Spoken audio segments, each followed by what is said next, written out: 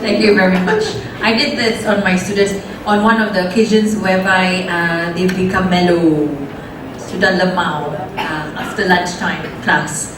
So it was good. So the trick is, don't look at the person calling your name. You just look at your name in front of you and listening skills. You just listen. Otherwise, he will manipulate you.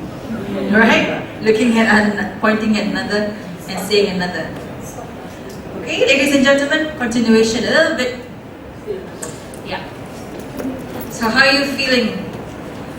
How many of you have started teaching already at RCMP for one semester or more? How many of you have just started? Just started this semester? This semester? How many of you, the ones who didn't raise their hands, you've taught before you were in RCMP? Yes, where was that? Sorry? Commentary. So you were teaching fellow nurses, right? In a classroom setting or in a classroom. So you have experience. So you probably won't feel nervous anymore. Yeah? You probably feel confident. Alright? Still, in any presentation, anything, some tips is to just pause and breathe. Yeah? Sometimes breathing helps you to stay calm all the time. Smile through your notes and lectures. Yeah? And focus on delivery, making sure that the tension of the audience is still intact. What else? Keeping them always on the alert, on the objectives. You could recap here and there, get the understanding of things. Rooms, props, technology. Technology, we always blame technology if it fails on you. Yeah, so it helps to go to class before it starts or before that conference starts. Yeah, if you've presented at conferences, to get to know the whole area, the classroom, the hall, and check the technology if it's good. Yeah, if it works. Yeah, and get your props ready like that. What happens if your participants or your students are already in, and here you are coming in with all your baggage of laptops and LCD projector if you don't have one in your classroom, and opening up your stuff. What's the impression that you think? Yeah, your students will. You're kind of wasting the students' time. They've been waiting for you for 15 minutes or so. Yeah, and it helps, if you tell the students, it's not for me to come early. Yeah, if you are the ones who come early and they are latecomers, it's not for me. It's not so much for me. It's for the rest of the classroom who've been waiting for you guys to come, because the lecture won't start.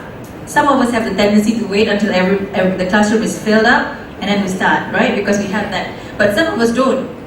And most of the time, I just start. And the lesson for those latecomers would be, well, respect the time. Yeah, that's how you teach them. So I lock the door. That's what I do. Yeah, and if they miss it, you got to tell. I think the students nowadays, you've got to tell them everything. What do you do if you miss class? Don't just shut up and in the next week you only ask me then. You come after you miss class, you come directly that day or the next day and come and ask me about it. Yeah, so those things, sometimes we have to teach them. They just don't know. They just don't know how to be independent. And university learning is all about being independent, but our students are still lost.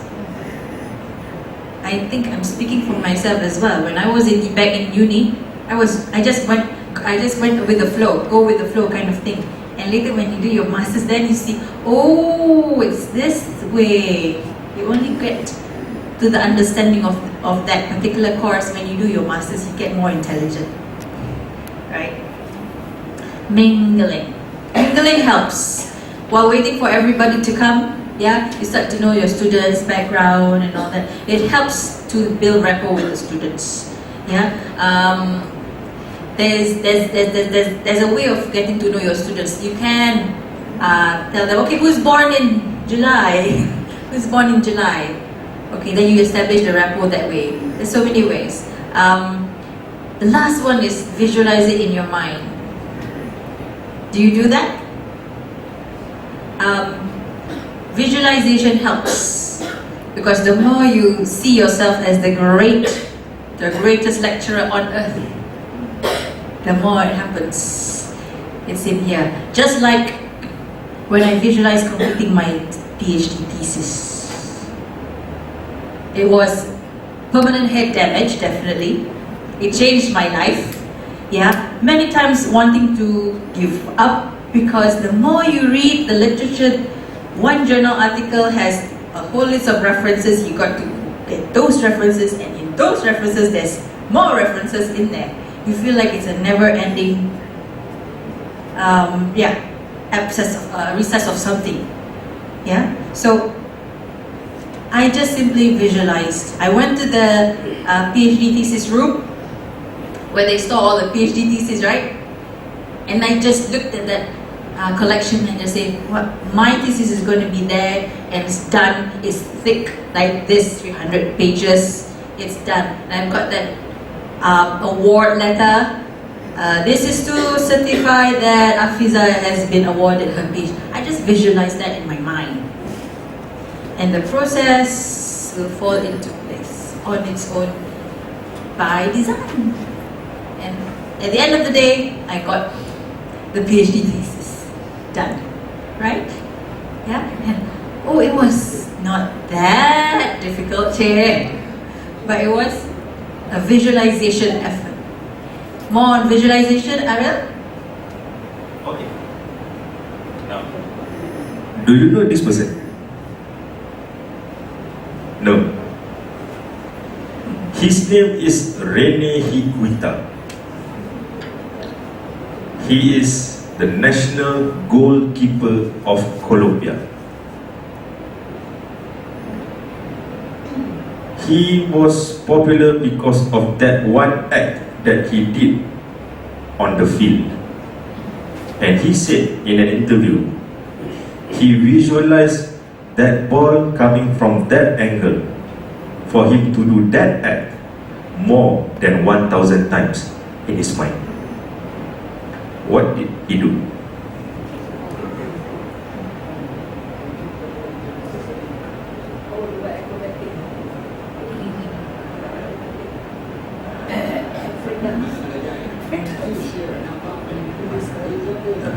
This is him. This is what he do.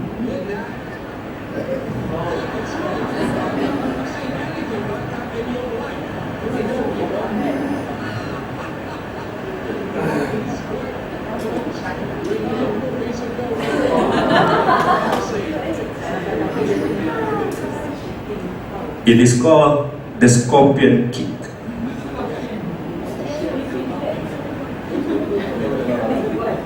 Can you do that, Sarah? What?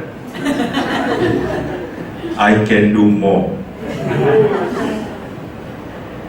You wait for a few more slides, then I'll show you what I can do. So visualization is very important, especially when you have to visualize that you are presenting in a situation that we call the worst case scenario. Me and my colleague have done